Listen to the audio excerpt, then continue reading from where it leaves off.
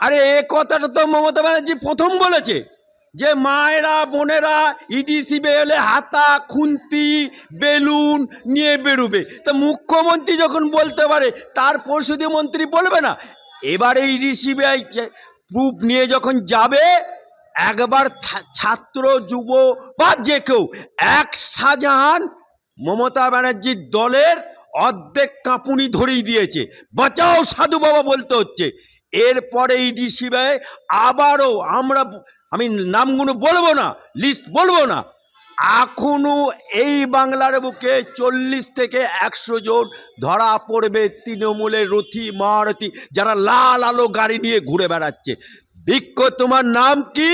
ফলন পরিচয়তে কত শাহজাহান আছে আর কত ওদের রথী মহারথী আছে, ছাত্র যুব আছে, ইডি সিবিআইয়ের গায়ে এবার হাত দিয়ে দেখো।